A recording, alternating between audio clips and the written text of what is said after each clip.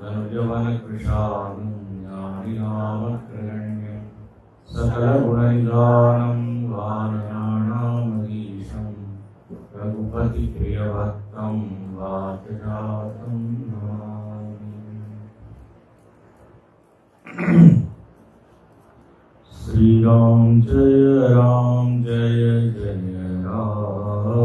श्री राम जय जय राम, श्री राम जय राम, श्री राम जय राम,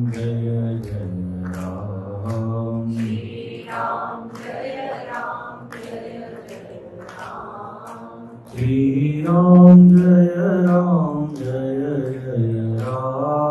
श्री राम जय राम,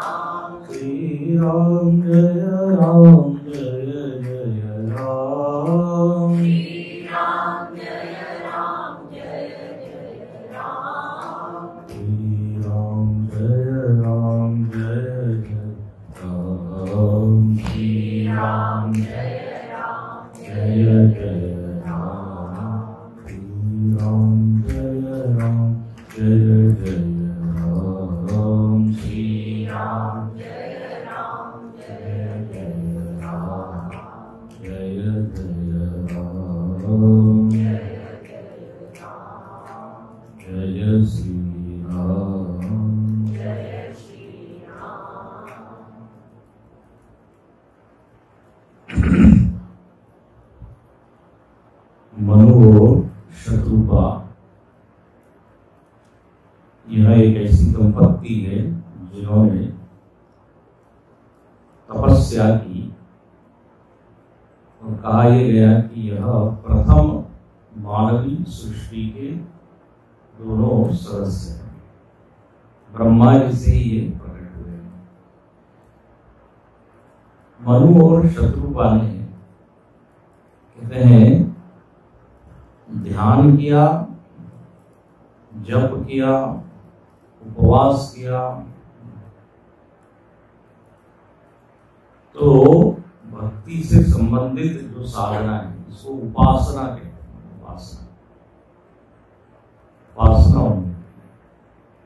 उपासना का अर्थ होता है कि भगवान की एक वृत्ति सतत अपने चित्त में तैल धारवत बनी रहे। शंकराचार्य ने इस परिभाषा दी, सजातीय वृत्ति प्रवाह भगवान का। वृत्ति का विषय क्या, तो बोले भगवत। और जैसे तेल हो, तेल को आप ऐसे पूरे डालें तो उसकी धार होती है वो अखंड होती है, उसमें खंड नहीं होता। तो ऐसे ही श्री राम जय राम, जय राम, श्री राम जय राम, जय राम, जो भी आपका इष्ट हो, जिसकी भी आप उपासना कर रहे हो, तत्संबंधी वृत्ति का एक अनवरत अखंड प्रवाह से उपासना। आज्य धारया स्रोत सासमम सरल चिंतनम विरलता परम, ऐसा भगवत गीता में कहा है।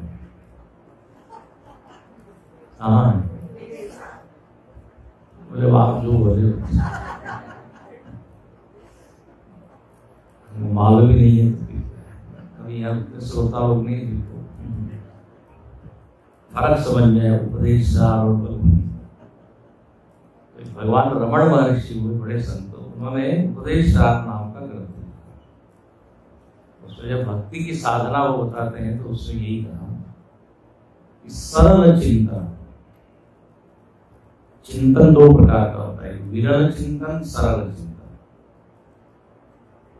जब चिंतन कट कट के होता है, एक वृत्ति भगवान की, दूसरी वृत्ति संसार की, फिर भगवान की, प्रारंभ में ऐसे ही होता है। और रोज आपको अनुभव होता होगा, यदि आप रोज बैठते हो तो जब आप ध्यान के लिए, चिंतन के लिए बैठते हो तो पहले ही क्षण में एकदम वृत्ति सजाती नहीं होती, अनेक विजातीय विषय आते हैं। महाराज जी बड़ा अच्छा कहते हैं, कई बार हमने कहा है, बोले व्यक्ति के जीवन में 3 ही विषय आते रहते हैं, 3 विषयों का सजातीय वृत्ति प्रवाह बना देता है। कौन से 3 विषय हैं? दुकान, मकान और पकवान। नो भगवान। तो दुकानाकार वृत्ति है, फिर मकानाकार। दुकान का मतलब बिजनेस, पैसा, प्रॉफिट, लॉस। मकान का मतलब है नाते, रिश्ते, संबंधी। और तीसरा विषय अपना बड़ा प्रिय है, आज मेनू क्या है, कल मेनू क्या है, भोजनम। तो ये विषयों की एक क्या कहते हैं, वृत्तियां सतत आती रहती है, सहज आती है। इसके लिए आपको भी प्रयत्न करना पड़ता है। किसी संत ने ऐसा कहा क्या कि रोज सुबह उठ के जरा पैसे का ध्यान कर दिया करो, सहज हो रहा है। तो उपासना मतलब इन विषयों को छोड़कर, इन विषयों का तिरस्कार करके, विजातीय वृत्तियों का तिरस्कार करके ईश्वर की वृत्ति या विचार बने रहे, उपासना। उपासन बड़ा सरल शब्द है। उप मतलब निकट, आसन मतलब बैठना। तो भगवान के निकट बैठाना अपने मन को, शरीर को तो हम बैठाते हैं, लेकिन मन तो अपने मनमानी करता है और इधर उधर भटकता है। उसी को विक्षेप, चांचल्य ये सब कहते हैं। और ये हमने यहाँ तक कि अर्जुन जो कि साक्षात भगवान के मुख से सुन रहा है, वो भी ये कहता है, चंचलम ही मन कृष्ण प्रमाद भगवत। ये मन बड़ा हटीला है, मन बड़ा, 2-3 उसमें वह विशेषण डाले, दृढ़म, बलम, अनयील्डिंग, होता नहीं है, जिद्दी। हम जिस विषय में लगाना चाहते हैं वहां लगता ही नहीं। जैसे पशु होता है ना, जो एकदम जंगल से पकड़ के लाया हो, वो उसको कंट्रोल करना कितना कठिन होता है, लेकिन धीरे धीरे धीरे उसको प्रशिक्षण दिया जाता है। तो हमारे स्वामी जी कहते हैं, पहले वो वाइल्ड होता है, फिर माइल्ड हो जाता है। लेकिन मनीराम भी ऐसी है। तो यहाँ पर भाव ये है कि व्यक्ति को एक समय निकालना चाहिए, एक स्थान निश्चित करना चाहिए। पूजनम, जप, चिंतनम, क्रमात्, ये 3 साधनाएं हैं। शरीर से करे पूजा, मन से करे ध्यान या चिंतन, और वाणी से करे जप। और ये तीनों उत्तम कार्य है। कहते शरीर से बेस्ट क्या कर सकते हैं? पूजा। वाणी से बेस्ट क्या कर सकते हैं? बोले जप। इससे बढ़िया कुछ गप लड़ाना ये बेस्ट नहीं है। वाणी का उपयोग, दुरुपयोग। और खंडान जी महाराज कहते हैं, हमको इतना बोलना चाहिए जितना पशु लोग बोलते हैं या पक्षी लोग इतना बोलते हैं। इतनी गायें चल रही है, चुपचाप चलती है।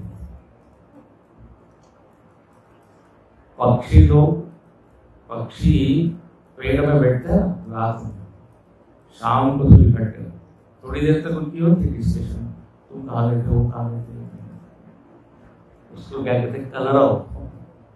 लेकिन उसके बाद देखिए रात भर चुप, हजारों पक्षी। आदमी के लिए 2 ही काफी है, पूरी रात निकाल देगा।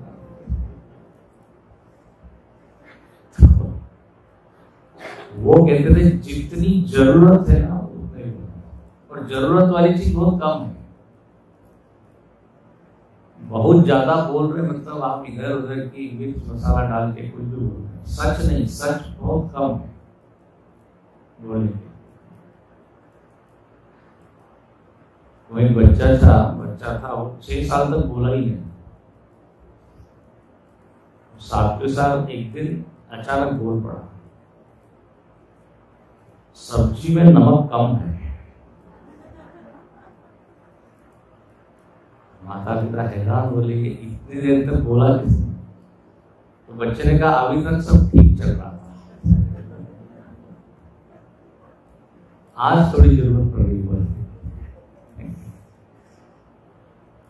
देखिए वाणी को एकदम संभाल के बोले तो वाणी में वजन होता है।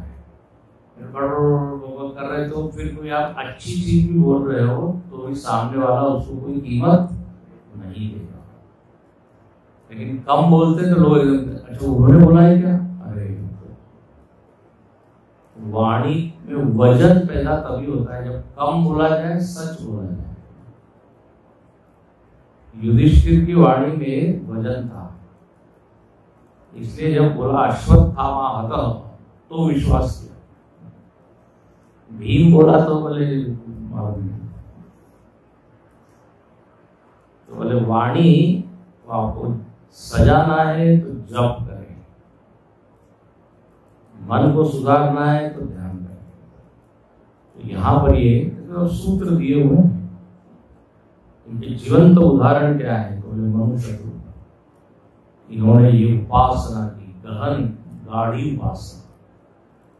उपासना में मुख्य बात है भगवान से प्रेम। क्रिया तो ठीक है, प्रेम होना चाहिए। रसात्मक स्मरण को जप कहते हैं, केवल माला घुमाने को नहीं कहते।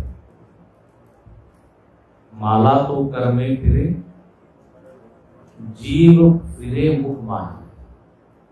मनवा तो चौदिसी फिरे, यह तो सुमिरन नाही।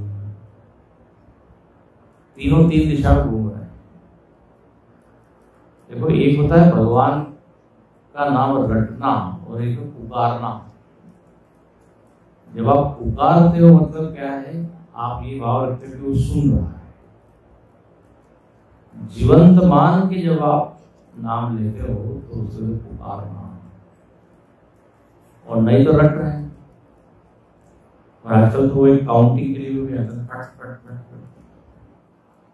कहने के लिए हमने इतना किया, तो शुरुआत में ठीक है। वो एक होती क्रियात्मक साधना और एक होती भावात्मक साधना। तो क्रिया प्रधान पहले होती है, लेकिन धीरे धीरे वो क्रिया किसमें कन्वर्ट होनी चाहिए? तो भाव में। क्रिया करते करते हो तो देखो यहाँ धीरे धीरे उन्होंने अपनी उपासना गहरी करते हैं, और उसका परिणाम क्या हुआ? तो बोले भगवान वहां प्रकट हो गए। देखो उपासना के ऐसे चमत्कारिक फल होते हैं, अद्भुत फल है। भगवत दर्शन तो है ही, साथ में अनेक लोगों को सिद्धियां मिल जाती है, वाणी में वजन आ जाता है, मन में कुछ आप संकल्प करते हो वो सच हो जाता है। ऐसे सब साइड में ये सब चीजें मिलती है। हालांकि उसके लिए कोई करता नहीं है भक्त, लेकिन भगवान अपनी ओर से मानो कि दे देते हैं। आप लोग खरीदते हो ना कोई वस्तु, बाय 1 और एक्स्ट्रा क्या, गेट 1 एक्स्ट्रा, तो भगवान अपनी ओर से कृपा करते हैं। जैसे यमराज ने नचिकेता के व्यक्तित्व को देखा, अपनी ओर से एक वर और दे दिया, 3 वर दिए फिर। तो यहां पर भी हुआ ये जब भगवान प्रकट हुए हैं, अब कैसे वो प्रकट हुए तो देखिए सगुण रूप पूरा भगवान का यहाँ पे इसका वर्णन हुआ 146 के बाद। सरद मयंक बदन छवि सीवा चारु कपोल चिबुक दर गिरिवा। पूर्णिमा के चंद्रमा के समान उनका मुख है, मुख चंद्र बोलते हैं। चंद्रमा में सौम्यता है, इसलिए उपनिषद के जो शिष्य हैं उनको भी क्या बोलते हैं, सौम्य। ये सौम्य जो शिष्य ने बड़ी गहरी साधना की है, सात्विक है, तो उसके चेहरे पर एक शीतलता है। मन उसका शीतल है, इसलिए चेहरा भी शीतल है। हे सौम्य, नहीं तो किसी किसी को कहना पड़ता है हे उग्र। मन जीभ के टोक पे क्या टोक कहते मराठी में, मन में गुस्सा बैठा है, क्रोध मूर्ति, चेहरा भी क्रोध, और एक ऐसे सौम्य। जैसे वो पेट्रोल के टैंक होते हैं, टैंक तो उसकी क्या पीछे लिखा रहता है, अत्यंत ज्वलनशील, हाईली इन्फ्लेमेबल। तो ऐसे कोई होता है हाईली इन्फ्लेमेबल, एक चिंगारी देखी वो एकदम भड़क गए। एक ट्रक के एक टैंकर के पीछे लिखा था हाईली इन्फ्लेमेबल, मेरा भारत महान। दोनों वाक्य तो क्या भगवान का दर्शन करते ही ये भी कैसे हो गए, प्रसन्न हो गए। प्रसन्न उनका मुख है, आदर नयन सुंदर नासा, पूरा वर्णन है, आप इसका ध्यान कर सकते हैं। कुंडल मकर मुकुट सिर राजा, मकर कुंडल है मुकुट पर, मुकुट है सिर पर, कुटिल केस है, सिंह के समान कंधे हैं, सुंदर जनेऊ है, भुजाओं में गहने हैं, ऐसे पीताम्बर धारी, पीताम्बर बिजली को ले जाने वाला ऐसा होते चमकता। ऐसे इस रूप को देखा तो दोनों लोग मनु और शत्रु का दोनों हाथ जोड़ते हैं, और हाथ जोड़ के भगवान ने पूछा क्या आप मांगना चाहते हो। माँ गौवर भाव न महादानी हनुमान 148 में, मैं महादानी हूँ। क्या महादानी, जो चाहे वो आपको मैं दे सकता हूँ। क्या चाहिए, आपने क्यों ये उपासना की। हाँ क्या कहते हैं, सुन प्रभु वचन जोरी जुगपान, हरि धीर बोली दुर्गान, नाथ अब पूरे सब काम हमारे, एक लालसा भरी राति सुनाई, तुम्हारी एक राति सुनाम गोसाई, निज कृपनाई विभुत कर बुझाई, रथ सकुचाई, पासु प्रभाव जान नहीं सोई, प्रतार लय मम संशय हो, जो तुम जानहु अंतर जाई, और मनोरथ स्वामी सकुच विहारी मागुन प्रमोदी, मोरे नहीं अदेय कछुतो, गौरी शिरोमणि कृपानिधि,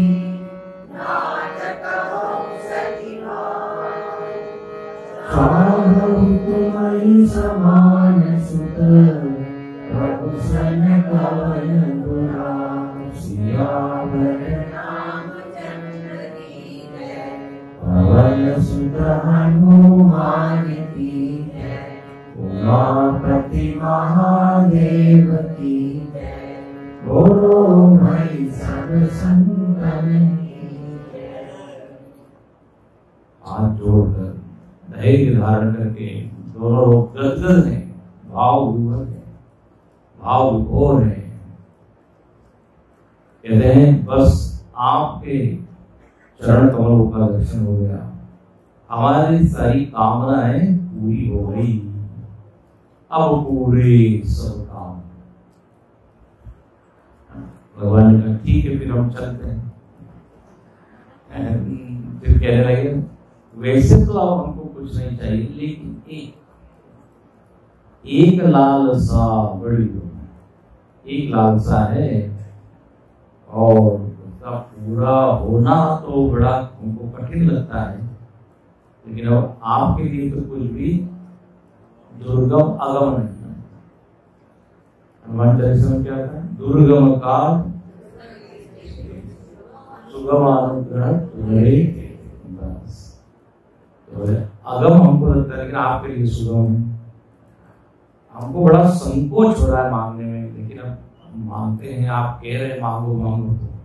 तो यहाँ कहते जैसे दरिद्र व्यक्ति कल्प वृक्ष के नीचे उसको बिठा दिया जाए, जो मांगना हो मांगो, और उसको इतना संकोच होता है, उसकी बुद्धि इतनी व्यापक होती है। कभी एक भिखारी को कहा तुम कुछ मांगना हो तो मांगो, सब कुछ दे सकता हूँ, बोले मेरे को चांदी का कटोरा दे दो,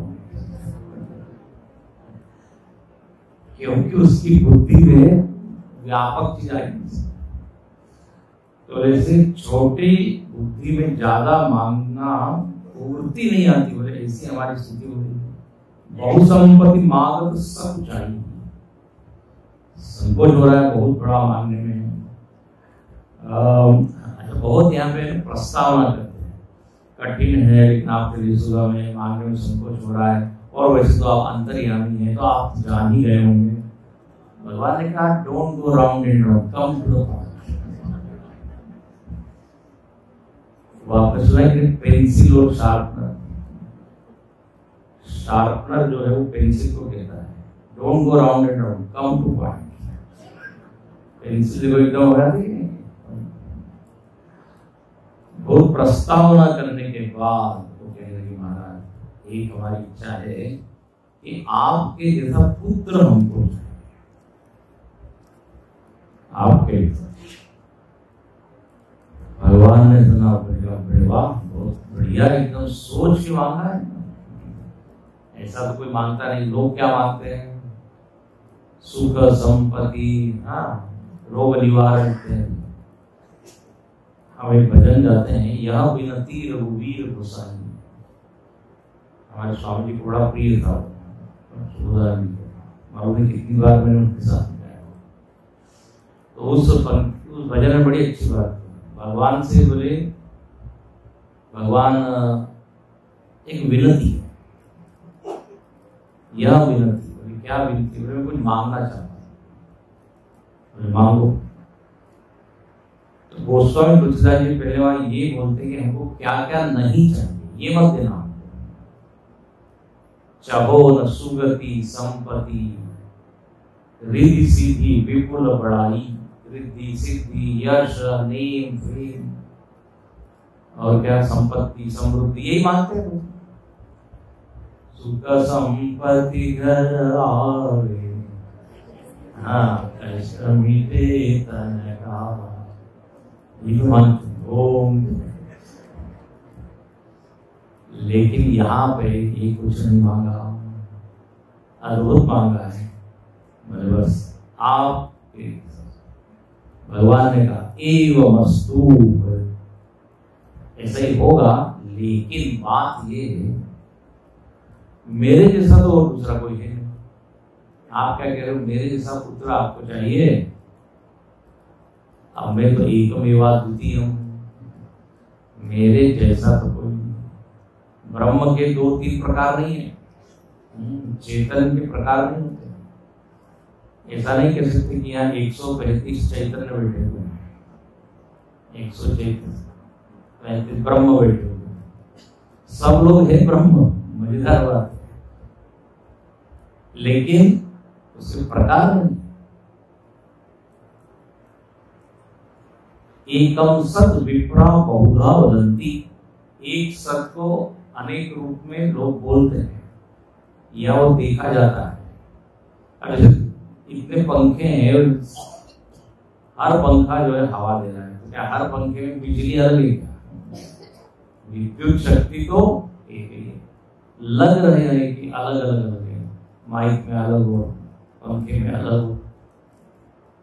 विभक्त विवच स्थितम अविभक्त, ब्रह्म के प्रकार तो है नहीं मेरे जैसा एक और मैं तुमको दे दूंगा, आप उस से खोजोगा जाए, मेरे जैसा मैं कहां खोजेगा? ये एक समस्या है। तो दोनों ने कहा इसका उपाय है क्या? बोले आपके ऐसा कोई नहीं तो आप ही आ जाइए, ये इससे बढ़िया और सॉल्यूशन क्या होगा? आप ही आ जाइए। भगवान ने कहा बहुत चतुर, ठीक है। शूर्पणखा भी अभी आगे मिलेगी, वो भी यही कहती है कि तुम्हारे जैसा, आपके जैसा पुरुष है नहीं, तुम सब पुरुष है ना, मौसम यह संयोग विधि, विधि ने संयोग बनाया कि मेड फॉर ईच अदर। वहां पे यही वाक्य बोलती है कि आपके अलावा, मतलब आपके जैसा वो कोई दूसरा पुरुष है। तो यहाँ पर भी कहा, तो जिन्होंने कहा कि हम ये विनती करते कि आप ही पुत्र के।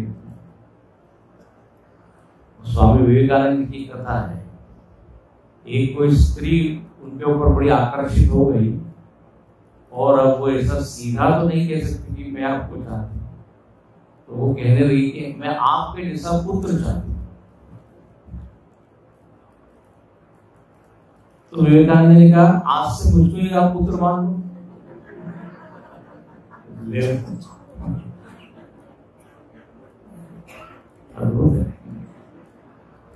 तो यहाँ पर भगवान ने कहा ठीक है मैं हूं। तो ये तो हो गई मनु महाराज को। अच्छा, शत्रुपाल से पूछते हैं आपको कुछ चाहिए? दोनों ने तब किया था ना, वैसे तो कंबाइंड ये है कि आप हमारे पुत्र, लेकिन शत्रुपाल ने कहा महाराज हमको एक और। ये बहुत सुंदर हुआ 150 बार। सोई सुख सोई गति सोई भगति सोई निज चरण सने, सोई विवेक सोई रहनी, इतनी सारी चीज मांगी। बोले जो भक्त लोगों की जो गति होती है, भक्तों के को जो सुख मिलता है, उनके पास जो भक्ति होती है, जो ज्ञान होता है, वो सब आप हमको दीजिए। हाँ, मतलब सर्वोच्च स्तर का सुख प्रेम गति, एक वाक्य में सब मांगे। वो है ना एक कथा, एक दादी जी थी और वो अंधी थी और बड़ी दरिद्री भी थी, घर में पैसा नहीं और उनको कोई पोता होता भी नहीं था, मतलब बच्चा था पोता नहीं। और उसने तप किया और भगवान प्रसन्न हो गए। भगवान ने कहा तो मांगो, लेकिन आप शर्त ये है कि एक ही वाक्य में मांगना है, एक ही एक वाक्य। वो दादी बड़ी चतुर,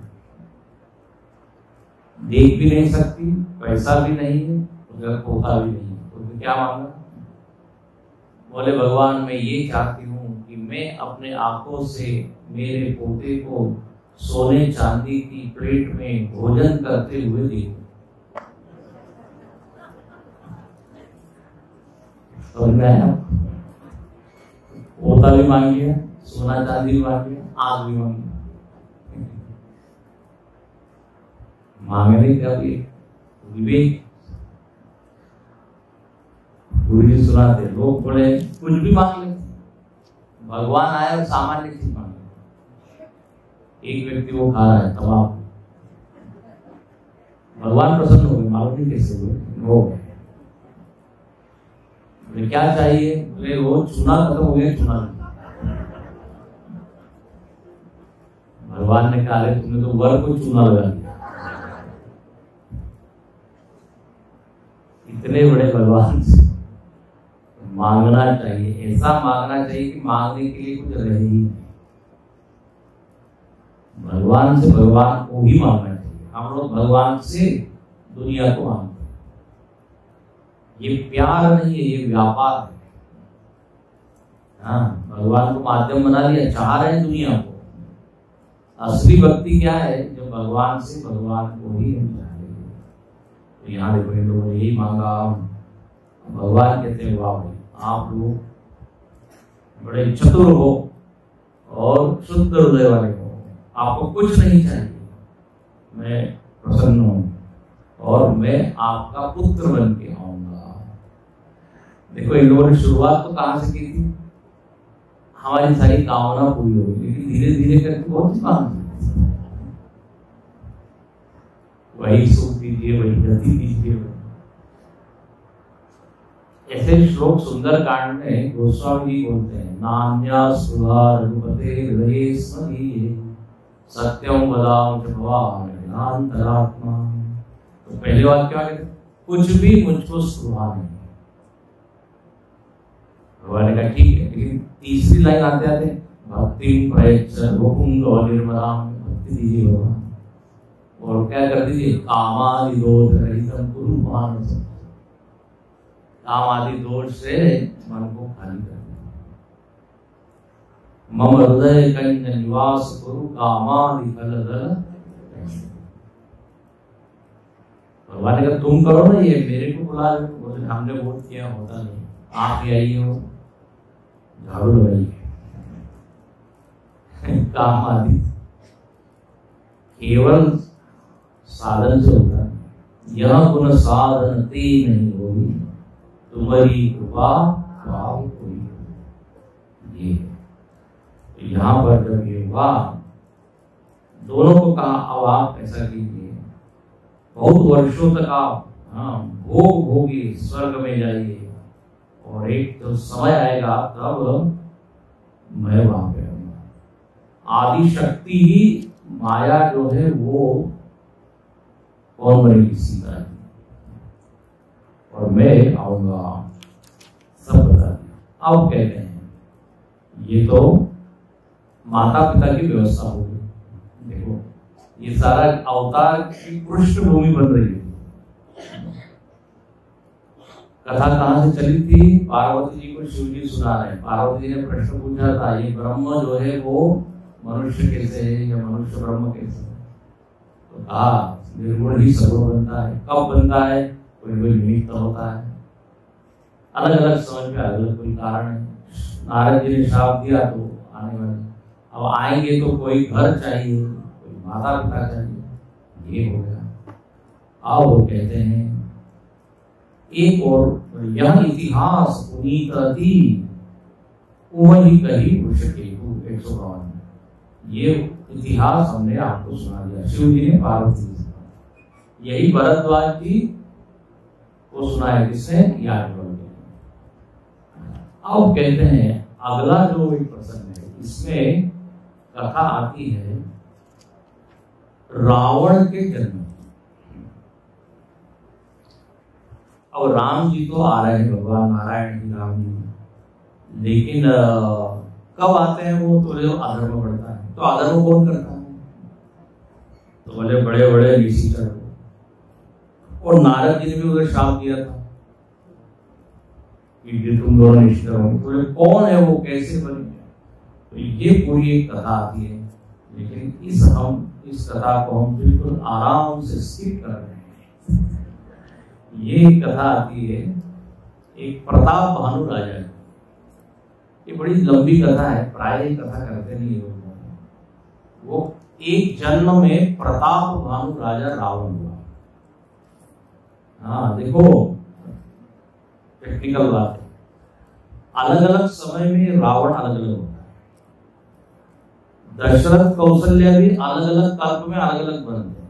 एक बार कश्यप और अदिति दशरथ कौशल्या बने, एक बार मनु शत्रुपा दशरथ कौशल्या। हमारे स्वामी जी कहते थे ये पद है, पद। जैसे प्रधानमंत्री पद है, कोई ना कोई बन सकता है, हर कोई बन सकता है प्रधानमंत्री, चाय वाला भी बन सकता है। प्रधानमंत्री व्यक्ति का नाम नहीं है, पद का नाम। उतने आपने मत इकट्ठे किए, उतना लोगों की इच्छा जो भी उसके लिए करना पड़े वो किया तो हो सकता है, उतना पुण्य। तो ब्रह्मा भी एक पद है, विष्णु भी एक पद है, यमराज भी आप बन सकते हो, यस वो भी एक पद। तो इसलिए क्या है, अलग अलग कल्प में अलग अलग बनते हैं। एक बार जलंधर नाम का जो असुर था वो रावण बना, जानते हैं? जलंधर एक असुर था, उसकी पत्नी बड़ी ही पतिव्रता थी और उसके बल से वो शक्तिमान था और बड़ा आतंक में डरा था। पत्नी बड़ी अच्छी थी। तो भगवान ने, देखो क्या वहां वर्णन है, ये बोले जलंधर को मारना पड़ेगा। ये इसको बल कहां से मिलता है? इसकी पत्नी के पातिव्रत के कारण। तो भगवान ने छल से जलंधर का रूप लिया और पातिव्रत भंग किया वृंदा। जब उसको मालूम पड़ा तो इतनी वो क्रोधित हो गई, शाप दे दिया, तुम पत्थर बन गया। तो वही भगवान कौन बन गए? शालिग्राम। तो वो जो जलंधर था एक बार असुर था। अच्छा, ये तो बन गए शालिग्राम, और जो वृंदा है वो कौन बनी? तुलसी। इसलिए शालिग्राम जी के ऊपर तुलसी। विष्णु प्रिया तुलसी का एक नाम है। तो जलंधर, एक बार जय विजय की कथा आपको बताएं, वो बने। फिर एक बार दो रुद्रगण, दो अभी तो हर कल्प में कल्प भेद हरि चरित। हर कल्प में रावण अलग होते हैं, लेकिन याद रखना भगवान वही होते हैं। भगवान ही विविध रूप लेते हैं, भगवान में भेद नहीं। तो यहाँ पर कहते हैं कि ये प्रताप भानुराज, इसने बड़ी गलती कर दी और ये बन गया कौन? रावण। अच्छा, इसका एक मंत्री था, उसने उसका एक भाई था, उसका था अरिमर्दन, वो बना कुंभकर्ण। और एक मंत्री था धर्म रुचि, वो बना विभीषण। इसी कथा आती है, काल पाई मुनि सुनि सोई राजा, भयो निशाचर सहित समाजा। ये 175 के बाद की। सीधे चलिए, हमने कहा था ना उछल के चलेंगे, ये जरा लंबी छलांग है। 175 के बाद यहाँ वर्णन है कि काल में ये तीनों लोग अलग अलग बने, रावण, कुंभकर्ण और विभीषण। अब इनकी कथा है। इनके पिता कौन बने? पुलस्त्य ऋषि। 176 में लिखे, उपजे जदपि पुलस्त्य कुलो पावन अवल अनु। पुलस्त्य ऋषि के कुल में हुए, लेकिन शाप के कारण ये क्या बने? असुर, पाप रूप। अगर इसे रावण कहते हैं ब्राह्मण है, पुलस्त्य कुल में, लेकिन उसका काम बहुत ही गड़बड़ है। अब कहते हैं इन तीनों ने क्या किया है? तप किया है, रावण, कुंभकर्ण और विभीषण। तीन विविध तप, तीन भारी। बहुत दीर्घ काल तक तप किया, तो ब्रह्मा जी को जाना ही पड़ा। ब्रह्मा जी की बाध्यता है कि कोई तप करता है। ये असुरों में देखिए, चाहे जितने दुर्गुण हो, एक गुण उनमें है, तप कर लेते हैं, लेकिन तप का प्रयोजन बिल्कुल गड़बड़ होता है। मैं मरू नहीं, मैं ये नहीं, वे भगवान के लिए तप नहीं करते, किसी कामना के प्रति सकाम तप होता है। तो यहाँ पर रावण ने तप किया। ब्रह्मा जी ने पूछा क्या चाहिए? हम काहू के मर बोले हम यही चाहते हैं। चौथी चौपाई 176 के बाद, हम किसी के द्वारा मरे नहीं। ब्रह्मा जी ने कहा ये हो नहीं सकता, जो इस सृष्टि में पैदा हुआ है वो मरेगा। गीता का श्लोक सुना दिया, जातस्य हि ध्रुवो। रावण ने कहा अच्छा ये बात है, ब्रह्मा जी ने अपना कानून की किताब देखी ना, उसमें एक नियम जो जनता मारता है, तो बोले ऐसा कीजिए फिर वानर मनुष्य जात दुई भाई, बोले मैं नर और वानर इनके अलावा किसी से बड़ू नहीं। उसको क्या लगता है नर वानर तो कोई मार ही नहीं सकते, हम मार देंगे उनको। तो उसने बोला मांग तो दिया, नर वानर हमको मार सकते हैं, तो मैं ये चाहता हूँ नर वानर को छोड़ के अन्य कोई भी देवता मुझको न मारे। भाव उसका ये था कि नर वानर से हम निपट लेंगे। लेकिन उसको ये मालूम नहीं है भगवान उनसे भी चालाक है। हिरण्यकश्यप ने बड़ी चालाकी से वर मांगा था, दिन में न और रात में नहीं, इधर नहीं उधर नहीं, अस्त्र नहीं शस्त्र नहीं, और क्या पशु से नहीं। और भगवान सोचा कि मैंने मृत्यु के सारे दरवाजे बंद कर दिए, लेकिन भगवान ने सारी शर्तें पूरी करते हुए सर्वज्ञ है ना वो, तो यहाँ पर ये मांगा एक वस्तु जो ब्रह्मा जी का थी। ब्रह्मा जी का मन तो नहीं होता है तथास्तु बोलना पड़ता है, ऐसे ऐसे राक्षस लोग वर मांगते हैं। अच्छा, अब दूसरा कौन है? कुंभकर्ण। कुंभकर्ण मतलब जिसके कान जो है कुंभ की तरह है, कुंभकर्ण। रावण का अर्थ जानते हैं? रावण मतलब रोदयति सर्वान, जो सबको रुलाए वो कौन है? रावण। तो अपना व्यक्तित्व हम देख रहे हैं, हम क्या कर रहे हैं। जो सबको हंसाए वो तो राम, जो सबको रुलाए वो रावण। तो यहाँ पर हुआ ये कुंभकर्ण को जब देखा तो ब्रह्मा जी डर ही गए। वो इसका 1.5 इतना बड़ा था, इतना आकार। अरे बोले ये यदि 365 दिन जागता रहेगा तो भूखमरी फैल जाएगी,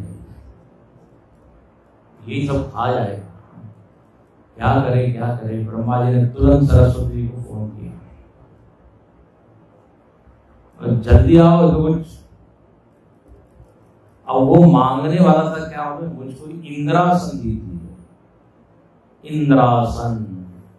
देखिए उसके मुख से निकल गया निद्रासन। मैं 6 महीने क्या सोते ही रहूं और एक दिन क्या होगा। ब्रह्मा जी ने बिना देर लगाए तथास्तु एकदम ये बदल न ले, तुरंत जो है उसको बिल्कुल। ब्रह्मा जी ने धन्यवाद दिया होगा सरस्वती को, बहुत बढ़िया। जीव पे आके बैठ के थोड़ा सा बदल दिया तो उसे ही माना। फिर गए विभीषण पास, विभीषण जी के पास है। और ये विभीषण जी ने क्या मांगा, तो ये तो महाराज भक्त है।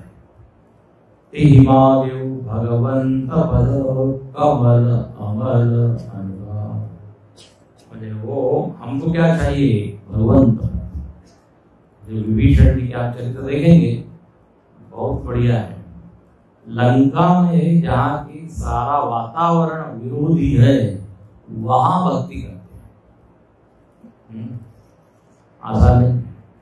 लोगों को लगता है विभीषण मतलब कौन? घर का भेदी। हाँ, यही एक उनकी ख्याति है।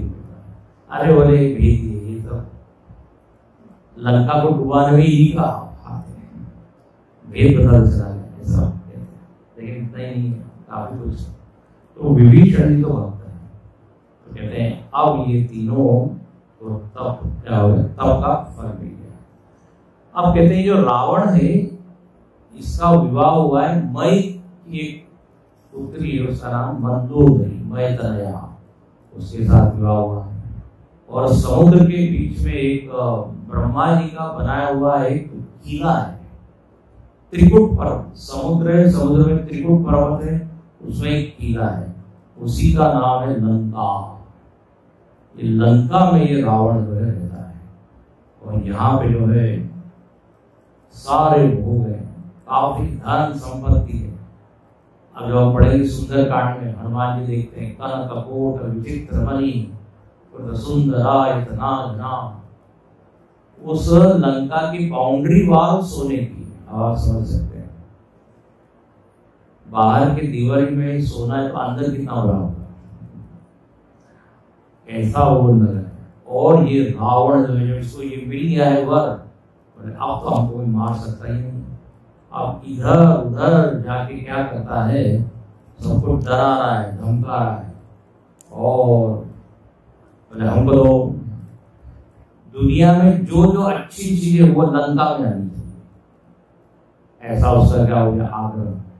वो जाता है और अपने एक उसका भाई है, उसका नाम है कुबेर। कुबेर के पास क्या था, पुष्पक विमान।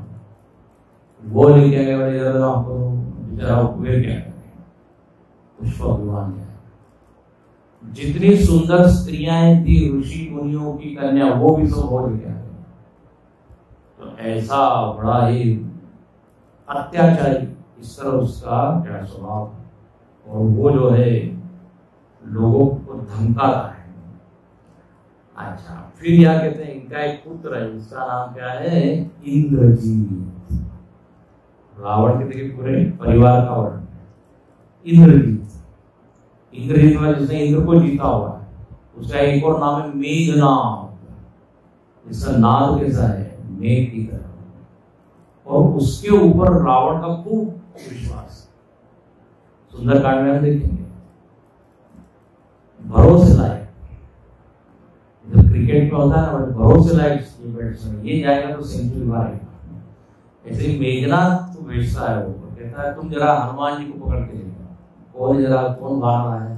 मतलब उसको पूरा विश्वास है कि ये तो हनुमान जी को बांध ही देगा। तो ऐसा ये इंद्र, तो क्या वर्णन है, बोले इसको जो भी आज्ञा दी गई है वो मानो कि पहले ही उसने कर दी है। देखो अच्छे शिष्य का लक्षण ये होता है, आज्ञा देने के पहले ही जो समझ जाएगी क्या गुरु चाहते हैं। अलग अलग तरह की मध्यम शिष्य बोलने की बात करें। और तीसरा, करेंगे कल परसों, जल्दी क्या, इसी भी क्या जल्दी, अभी जीना है। ये जो है शिष्य रोक कर गुरु लोग उठा रहे, उठ जाओ उठ जाओ। अब होना गुरु को के पहले शिष्य को उठना चाहिए। शिष्य है, पुत्र है। राम जी पहले उठ जाते थे, राम जी के पहले लक्ष्मण भी उठ जाते थे, लेकिन क्या बाद में विश्वामित्र। लेकिन कलयुग में थोड़ा उल्टा है, गुरु महाराज उठा रहे, शिष्य महाराज उठिए, 2 बार 3 बार उठता ही नहीं। फिर गुरु जी ने कहा कि चाय तैयार है, उठ गया। बोले आप कैसे उठ गए, बोले नहीं, बार बार गुरु की आज्ञा भंग करना है।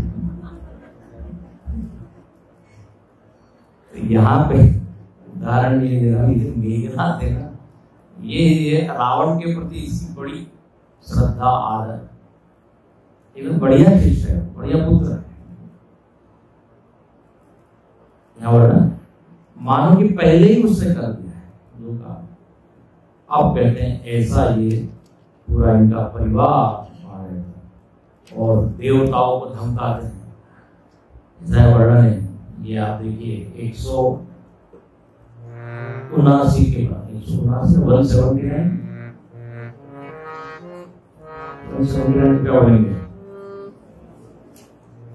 ठीक है। देखिए यहाँ वर्णन है,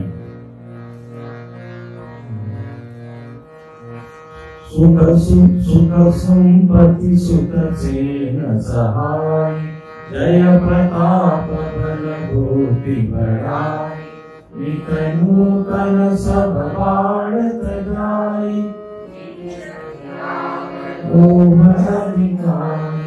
अति बल कुंभकर्ण जगदाता, करई पार सोवई शतमास, जागत होई पुरत्रास, जो दिन प्रति आहार कर सोई, विश्व वेदी सब चौपट होई, समर धीर नहीं जाई बखान, तेरी सम अमित वीर बलवान। तो कहते हैं ये कुंभकर्ण का वर्णन, आगे का फिर भी यहाँ कहते हैं कुंभकर्ण 6 महीने सोता है, एक दिन इतना खाता है कि उसके लोग का हाल नहीं होता। ऐसा उसका जीवन है। और इसके अगले पेज पर वर्णन है, चलत दशानन डोलत अवनी गर्जत गर्भ सवई सुर रावण। ये 181 के बाद आप देखिए रावण का वर्णन। चलता है वो तो क्या है, डोलती पृथ्वी डोलने लगी, धाम धाम धाम, भूकंप आया। और इसका देखो आध्यात्मिक भाव ये है कि लोगों का दिल जो है ना वो धक धक करता है। अब रावण आया मालूम नहीं करता। और दिक्पालन के लोक सुहाए, सारे दिशाओं के जो दिक्पाल है, जहां सुनते कि रावण आ रहा है सब छिप जाते हैं, कोई कमरा में, कोई गुहा में, कोई इधर उधर। और रन मद मत फिरई जग धावा, मदवत है, ऐसा नशा है। नशा अलग अलग तरह का होता है, यौवनम धन संपत्ति प्रभुत्वम अविवेकता एकेकम अपि अनर्थाय किमु यत्र चतुष्टय। 4 तरह के, यौवन, धन, संपत्ति और प्रभुता। प्रभुता मतलब शासन। ये एक एक चीज मारने के लिए, मतलब लोगों को मदमत्त करने के लिए काफी है। एक चीज यदि ज्यादा हो जाए, धन का नशा होता है, तो धन का है, किसी को युवावस्था का नशा है, अब इसके बाद तो सब चीज मदमत्त। अब जहां लोग सुनते हैं कि रावण आ रहा है सब भाग जाते, कोई इधर कोई उधर। हमारे स्वामी बड़ा अच्छा कहते हैं, रावण को एक समस्या कभी नहीं, वो क्या मालूम है, ट्रैफिक जाम। जैसे सुनते रावण आ रहा है एकदम खाली हो जाता था, सब इधर छिप जाता। देखो रावण और राम में फर्क है, जहां राम जी आते सारी भीड़ इकट्ठी हो जाती। और ये गुरुदेव का एक वाक्य है, good people give happiness wherever they go. अच्छे लोग आनंद देते हैं, बुरे लोग भी आनंद देते हैं। अच्छे लोग आनंद देते हैं जहां भी जाते हैं, other people they give happiness wherever they. जाते हैं तो हरिओम, प्रॉब्लम खत्म हो। किन्हीं किन्हीं लोगों को प्रॉब्लम होता है, कोई खुद ही प्रॉब्लम रूप होता है। मूर्तिमंत समस्या है, हमने पढ़ा था मूर्तिमंत समस्या, एम्बॉडीमेंट ऑफ प्रॉब्लम। रावण और राम, इसलिए गोस्वामी जी ने बिल्कुल वही वाक्य लिखा है बालकांड में कि पिछुरत, एक बिछड़ने पे दो देता, एक मिलन एक दारुण दो, पिछुरत एक प्राण है। ये फर्क है। अब कहते हैं किन्नर सिद्ध मनुष्य सब लोग ये रावण के बल से और अत्याचार से परेशान हो गए। जो अभी हमने बताया गुरु और शिष्य का, इंद्रजीत संजोग गए हो सो सब जनु पहिले ही करी। अब कहते हैं रावण ने सबको आदेश दिया है, क्या बोले, जहां भी यज्ञ हवन पूजा उपासना आराधना हो रही हो वहां जा जाके उसका नाश है। क्यों बोले, यज्ञ आदि से देवता लोग पुष्ट होते हैं। हवन इत्यादि जब आप आहुति देते हैं, इंद्राय स्वाहा, विष्णुवे स्वाहा, रुद्राय स्वाहा, तो उससे उनकी शक्ति बढ़ती है। तो बोले सोर्स में कट कर, जैसे युद्ध इत्यादि होता है तो वो सैनिकों को रसद पहुंचाई जाती है। तो शत्रु लोग कहाँ अटैक करते हैं, वो रसद लाइन को ही ब्रेक करते हो। सैनिक लोगों को यदि कुछ मिलेगा ही नहीं तो वैसे ही मर जाएंगे। तो देवता लोगों का अन्न कहां से, बोले ये यज्ञ आदि से। यज्ञ एक संस्था है, एक ऐसी इंस्टीट्यूशन जिससे ये सात्विक शक्तियां और अधिक बलवती होती है। मंत्र शक्ति, यज्ञ में क्या है, मंत्र। तीन चीज होती है, तंत्र मंत्र यंत्र। अभी कौन सा जमाना है? यंत्र, मशीन, एवरीथिंग। हम लोग मशीनों के साथ रहते रहते इतने क्या हो गए, इनसेंसिटिव, असंवेदनशील, मिलना नहीं चाहते, बोलना नहीं चाहते। आजकल संबंध ऑनलाइन बोल रहे थे। तो कारण क्या है? यंत्रवत हो गया। अभी नया क्या आएगा मालूम नहीं। एआई अब आ गया। एआई पहले एआई मतलब एक दिया था, और आर्टिफिशियल इंटेलिजेंस यंत्र है सब। तो शुष्कता, रुक्षता, जो एक गीलापन था, जो आर्द्रता थी, प्रेम था, वो धीरे कम हो रहा है। एक तरफ विकास हो रहा है, रास्ते चौड़े हो रहे हैं, लेकिन मन छोटे हो रहे हैं। भीड़ बढ़ रही है, लेकिन लोग अकेले हो रहे हैं। गुरुदेव ने बड़ा अच्छा वाक्य बोला है, the tragedy of human history is in the midst of increasing comforts, happiness is decreasing। Comfort बहुत बढ़ रहा है, लेकिन आनंद कम हो रहा है। वह एक वाक्य, एक व्यक्ति था, बड़ा गरीब था, उसका कोई सुविधा नहीं, पंखा नहीं, एसी नहीं, कुछ नहीं, बड़ा दुखी था। No comfort, no happiness. अब उसके बाद भगवान की कृपा हुई, उसके बाद पैसा इत्यादि आने लगा।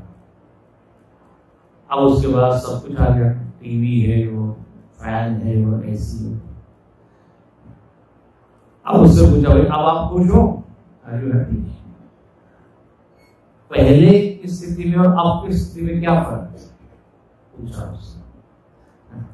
बड़ा अच्छा होता है। अंग्रेजी में बोले पहले में अनकंफर्टेबली अनहैप्पी था, अब कंफर्टेबली अनहैप्पी। समझ में आया क्या? सुविधाएं तो सारी, पहले मैं साइकिल पे बैठ के रोता था, अब मर्सिडीज में रोना भी रहा है। पहले सादे रुमाल से आंसू पोंछता था, रेशम के रुमाल से। अर्थ समझ में आया? तो यंत्र पहले मंत्र के द्वारा सब कुछ कर लिया जाता था। पुत्र कामेश के आगे हम देखेंगे।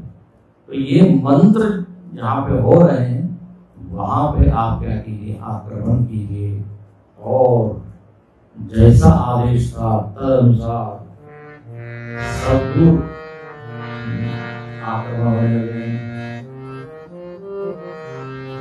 बाड़े कर बहु चोर दुआर, बाड़े कर बहु चोर दुआर, जेलम पट पर धन पर दार, मारी मातु पिता नहीं देवा, साधु सब कर भावई सेवा, जिनके चरण भवानी, एधाने उन्नीसी दर्शन अतिशय की धर्म के गानी, परम सहित दया पुरानी, ईसन सिंधु भार नहीं मोही, रसोहि करु अनेक बर दोही, सकल धर्म देखै विपरीता, करि न सकै रावण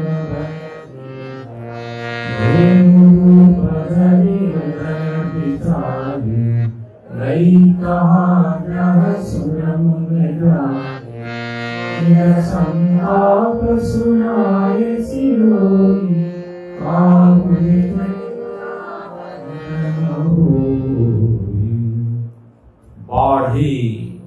बाढ़ आ गई, बाढ़े तो बढ़ गए।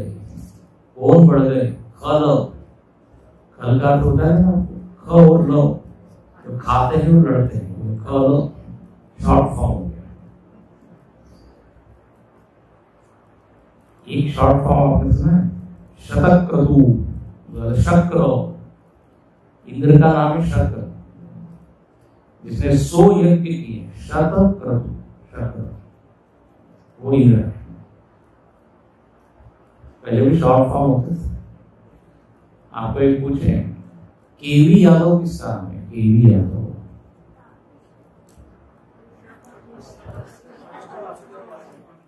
कृष्ण वासुदेव। आरडी रघुवंशी को तो आप जानते ही होंगे, गांव खल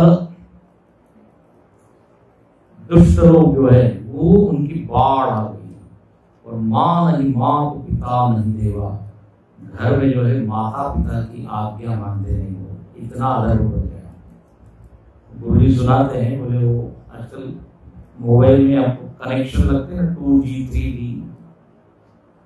2G मतलब गुरुजी बोलते हैं गुरु और गॉड। 2G हो तो जीवन बढ़िया चलेगा। किसी ने कहा 3G जीवन में होना चाहिए। 3G कौन? माता जी, पिताजी, गुरु जी, तीनों के आशीर्वाद हो तो सब ठीक ठाक हो। यहाँ उल्टा हो गया, माता पिता की आज्ञा मानने के बजाय माता पिता को आज्ञा दे, साधु की सेवा करने के बजाय साधु न सन करवावही सेवा। जब ऐसा हो तो समझ लीजिए अधर्म की पराकाष्ठा हो। और यहाँ पृथ्वी माता कहती है कि मेरे ऊपर ये समुद्र है, पर्वत है, पेड़ है, इनका मुझको भार नहीं लगता जितना कि ये असुर का। और ये अपने अंतःकरण में भी यही घटता है। अंतःकरण में इतनी सारी वृत्तियां हैं, प्रेम है, करुणा है, दया है, श्रद्धा है, कोई भार लगती है। लेकिन वही एक नेगेटिव वृत्ति आ जाती है तो भार, बोझ, क्रोध आ गया, ईर्ष्या आ गई, उस दिन मन भारी भारी लगता है। You feel light when you are full of positivity.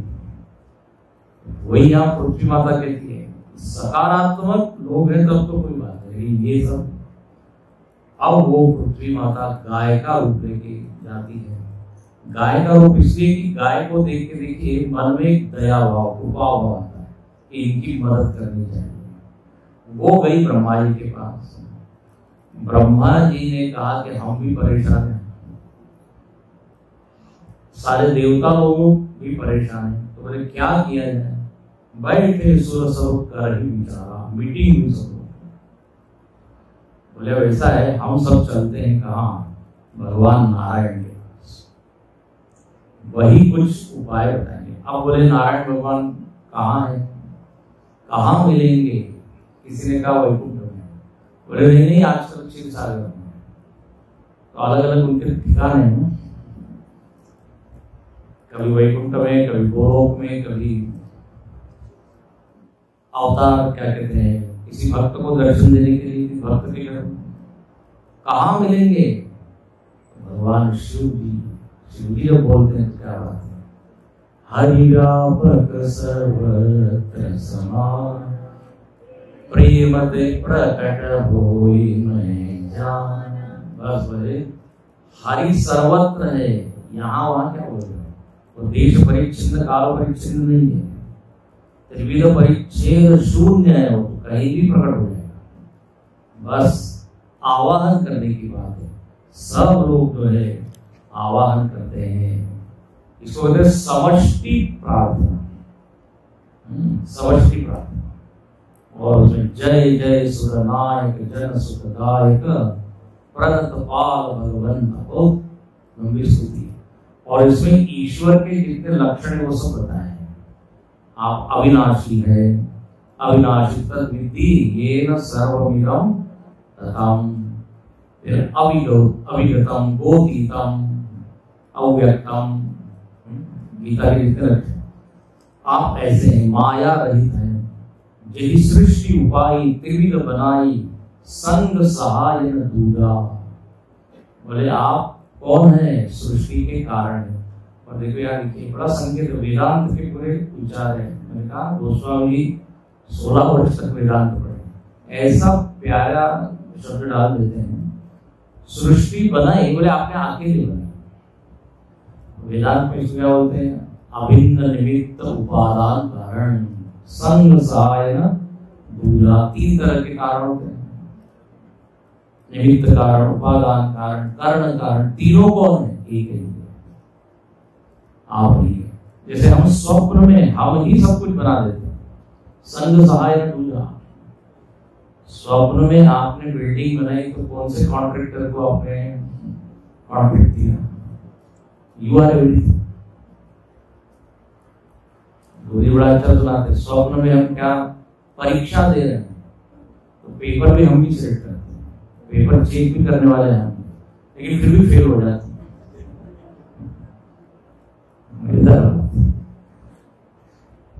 तो स्वप्न एक उदाहरण है वेदांत में।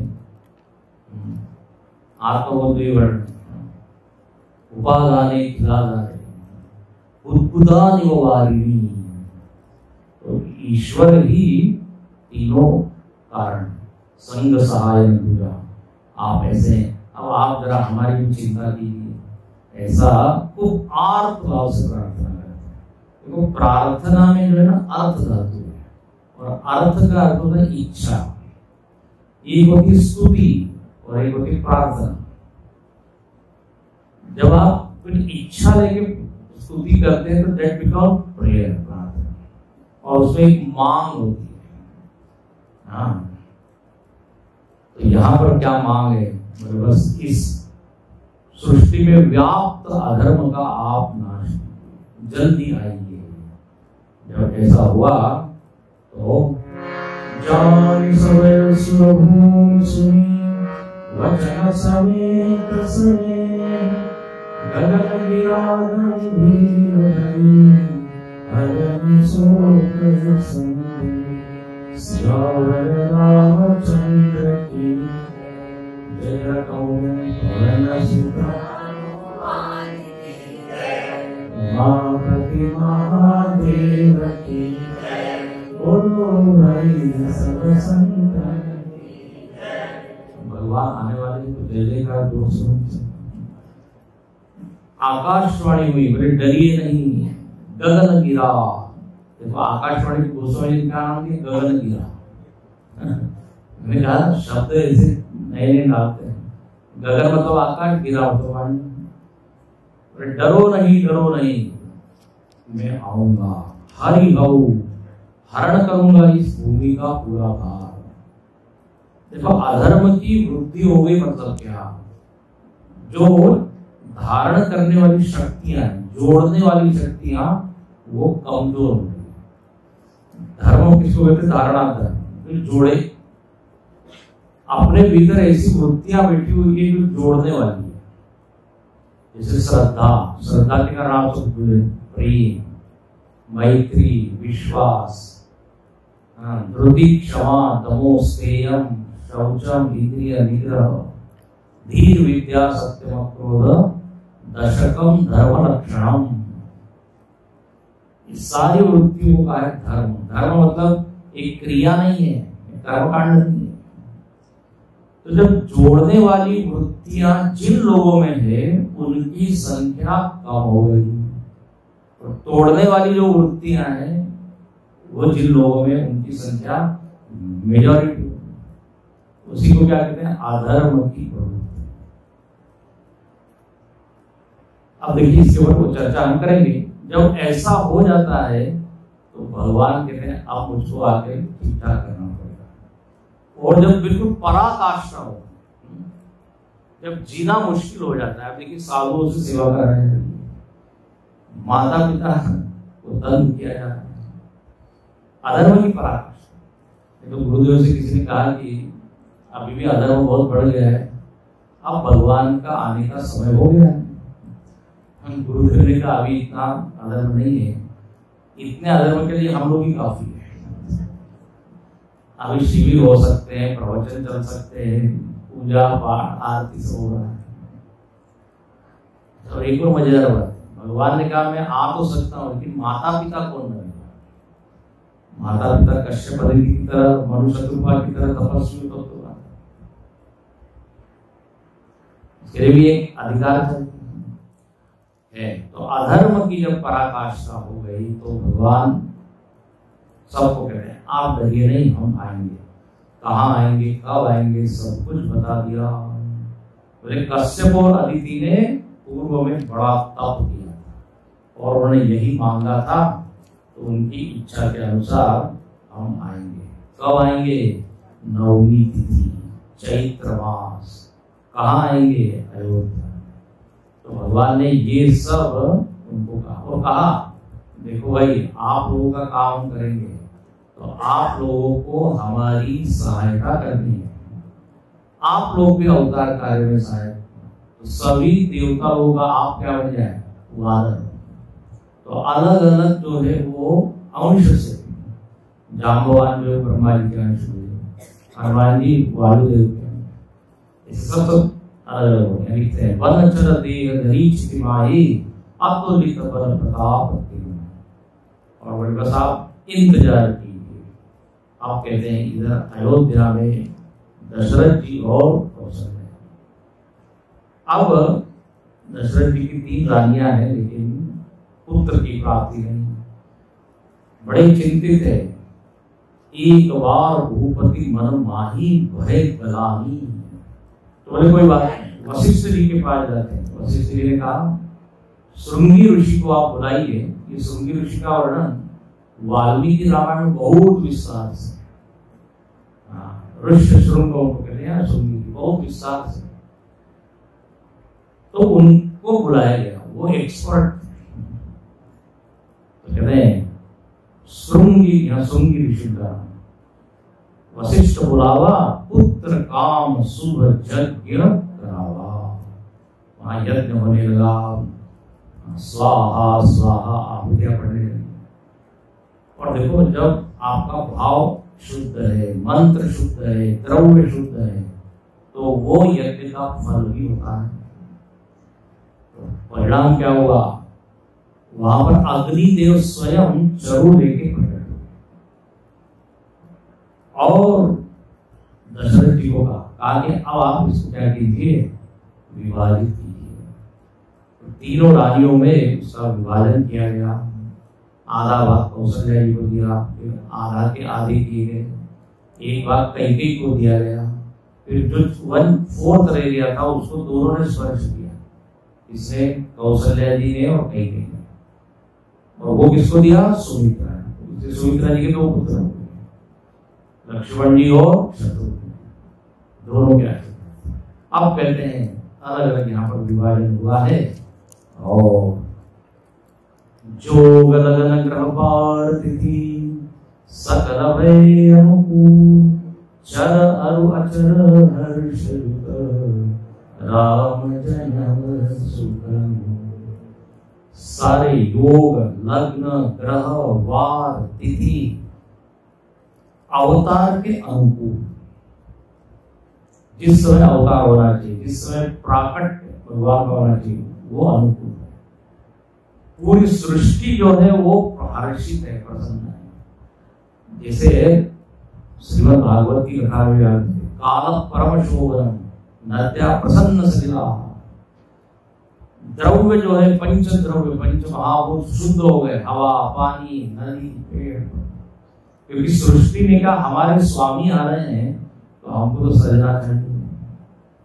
तो सज धज के मानो की प्रकृति खड़ी है, हवा बहने लगी। कैसी शीतल मन, रामायण में शीतल मन हुए, वर्तमान में उष्ण प्रदूषित गर्म हवा, कली हो गया ना। लेकिन यहाँ शीतल अनुकूल। और कहते हैं भगवान ने पहले ही कहा था हम 12 बजे आएंगे। देखो भगवान का अवतार अलग अलग। कृष्ण भगवान रात में, किसी ने पूछा रात में क्यों आए कृष्ण, तो भगवान ने कहा चोर लोग तो रात में आते हैं, हमको चोरी की लीला करनी है। अच्छा, भगवान नरसिंह कब आए, शाम को, सायंकाल। इसका मतलब क्या है समझते हैं, हर काल में परमात्मा है, किसी भी क्षण प्रकट हो सकता है। अच्छा, कृष्ण भगवान जेल में आए, राम जी महल में आए, इसका मतलब क्या है? हर देश में, किसी भी देश में जा सकते। नरसिंह भगवान खंबे में से प्रकट हुए। नरसिंह भगवान की माता जी का नाम क्या है? एक संत ने पढ़ा हुआ है, संस्कृत में माता को क्या कहते हैं? अम्बा। नरसिंह भगवान की माता को खंबा। बताइए, सत्यम विलाप, वहां बड़ा सुंदर निज भृत्य भाषण, भगवान वहां प्रकट हुए खंबे में से, क्योंकि बोले हमारे भगत जी प्रहलाद जी ने कहा है कि हर जगह तो उनकी बात सत्य करने के लिए, तो हर देश में तू, हर काल में आप सीमित नहीं कर सकते। इसलिए हर अवतार का समय, देश अलग, आकार अलग अलग है। कभी वराह रूप में आ रहे, कभी मछली, कभी कच्छप, कभी मत्स्य, कूर्म, मतलब कुछ भी बन सकते हैं। कर्तुम अकर्तुम अन्यथा कर्तुम, जैसी जरूरत वैसी। अच्छा, अद्भुत है। रामलीला और कृष्ण लीला में आप देखें, राम जी की एक ही पत्नी हुई और उनका हरण हो गया, और कृष्ण भगवान ने हरण कर करके शादी कर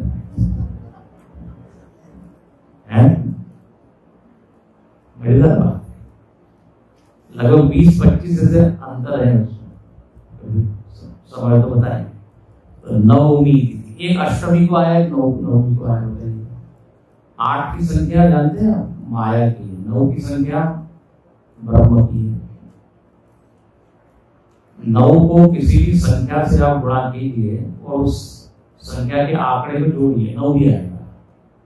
9 में 2 का गुणा कीजिए 18, 1 और 8 9, 9 में 4 का गुणा 36, 3 और 6 9 में 5525।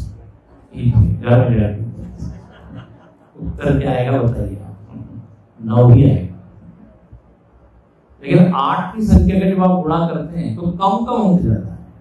8 दूनी 16, 1 + 6 7, 8 × 3 24, 4 और 2 6।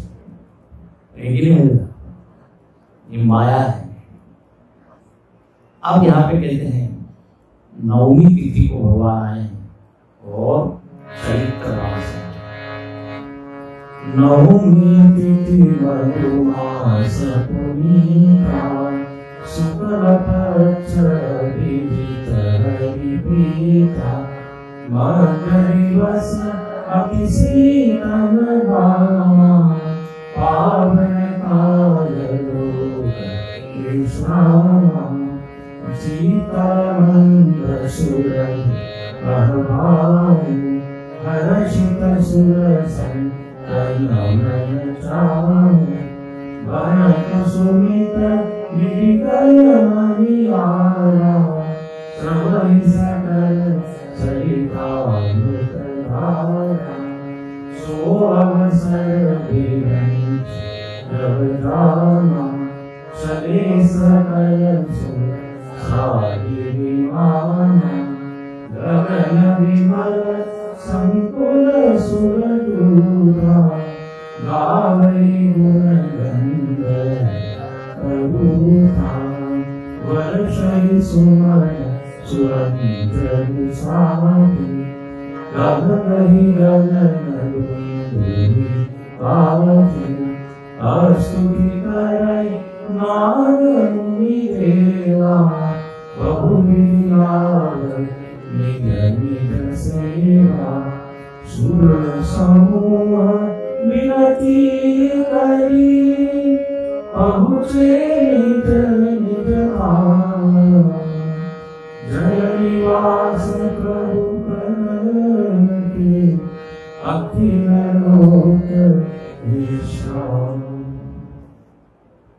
तिथि आ गई है, महीना चैत्र, शुक्ल पक्ष है, अभिजित नक्षत्र है, समय ऐसा है जहां न अधिक उष्णता गर्मी, न अधिक मध्य दिवस, अतिशीत न पावन काल, और कहते हैं सारे वन जो है वो कुसुमित हो गए, पेड़ जो है उनमें फूल फल लग गए, हवा सुंदर बहने लगी, सारे जो पेड़ पर्वत थे उन्होंने अपने जो खनिज है वो सब प्रकट कर दिए, चमकने लगे सब। सारे देवताओं ने देखा भगवान का आने का समय आ गया है, तो सब लोग अपने अपने वाहन विमान को तैयार करते और गगन विमल संकुल सूर्य, आकाश में सारे विमान इकट्ठे हो गए। आकाश में क्या कहते हैं ट्रैफिक बहुत बढ़ गया, एयर ट्रैफिक, हवा में सारे विमान आ गए। और वर्षई सुमन सुवर्ण, हाथ में क्या लिया हुआ है सबने, पुष्प लिए हुए। बोले अब ये दिव्य घटना घटने वाली है, जो निराकार है, जो अदृश्य है, जो अव्यक्त है, वो आज सबके सामने व्यक्त होने वाला है। अवतार का रहस्य हम 4 बजे की कक्षा में आपको बताएंगे। हिंदू धर्म में 2 वाद बहुत प्रसिद्ध है, पुनर्जन्मवाद और अवतारवाद। ये केवल हिंदू धर्म में ही माना है, और कोई धर्म मानता नहीं, तो उसकी चर्चा करेंगे। तो यहाँ पर कहते हैं ये दिव्य घटना घटने वाली है, सब लोग तैयार हो जाइए। तो सारे देवता लोग वहां एकत्र हुए और अस्तुति कर ही नाग मुनि देवा सब लोग स्तुति करने लगे, वेद मंत्र बोलने लगे, ओम सहस्र शीर्षा पुरुषा सहस्राक्ष सहस्र। आइए आपको भी, और कहते हैं बहुविधि लावई निज निज सेवा, सब लोग अपने अपने तरह से भगवान को भेंट देने लगे। और यहाँ वर्णन है सूर समूह विनती करी, जब सारे देवताओं ने विनती कर ली, अपने अपने धाम में सब लोग पहुंचे हैं। और ठीक 12 बजे, हम जरा भगवान को 15 मिनट जल्दी बुला रहे हैं, वैसे भगवान का समय है 12 बजे। ठीक 12 बजे भगवान वहां प्रकट हुए। बोलिए सिया रामचंद्र की, राजाधिराज रामचंद्र भगवान की।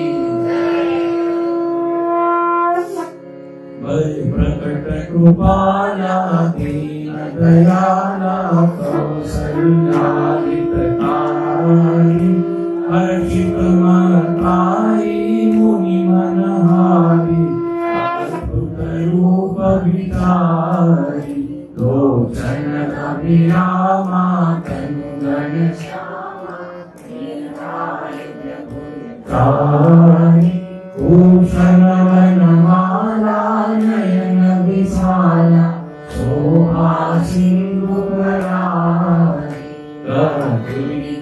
जोरी, स्तुति तोरी, विधि करो अनंता, माया गुण ज्ञानाति परमाना, वेद पुराण अनंता, सुख सागर सब गुण आगर, गावली सुखी संता, सोमहित लागी जन अनुरागी, भयो प्रकट श्रीकंता, ब्रह्मांड निकाया निर्मित माया, रोम रोम प्रतिवेद करे, मम उर शोभासी उपहासी, सुनत धीर मति फिर नरहि, उपजा जब ज्ञाना प्रभु मुस्काना,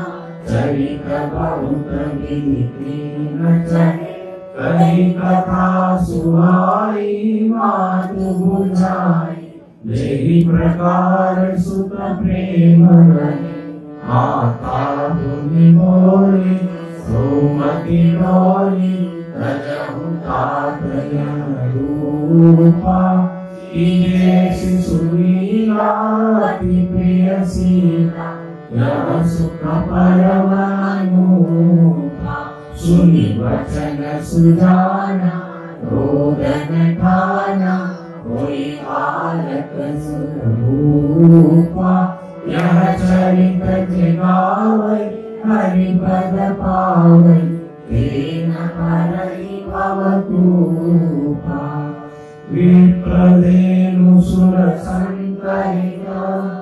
लीनमनुतरवतार निर्मिता निर्मित तनु माया गुणरूपा सियावर रामचंद्र की जय पवन सुत हनुमान की जय उमापति महादेव की जय बोलो भाई सब संतन की जय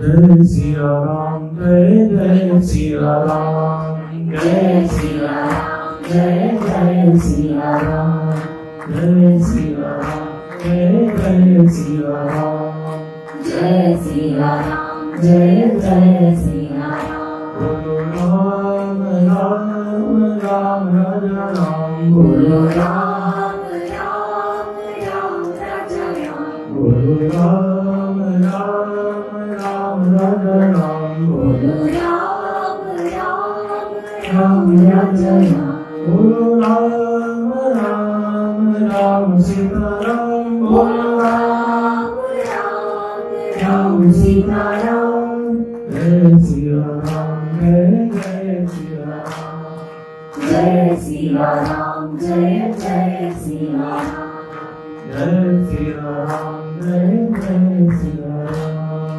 जय सिया राम जय जय सिया राम ओम तत्सूर्यो आदित्यचंद्रतारकं मेघाविद्युतो भान्तितो यमग्निः तमेकमान्तमनुभाति सर्वं तस्य भासा सर्वमिदं विभाति बोलिए सियावर रामचंद्र की जय पवन सुत हनुमान की जय।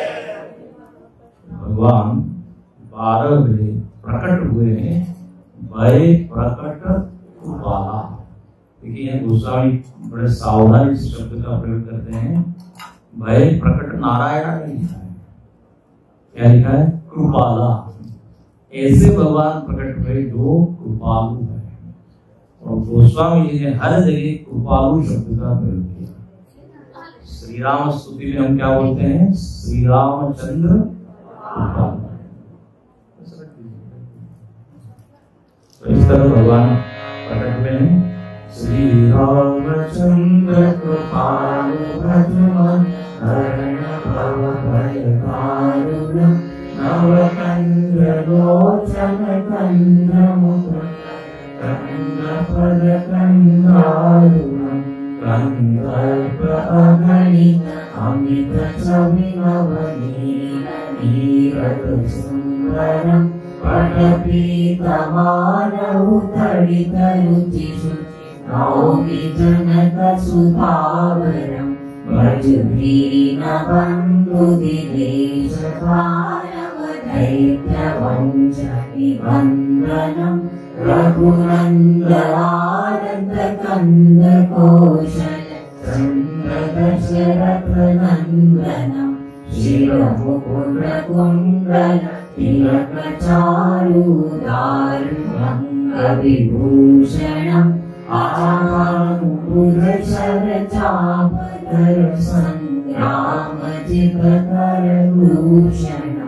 इति वदति तुलसीदास शङ्कर शेषमुनिमनोरञ्जनं मम हृदय पञ्जनिवास कुरु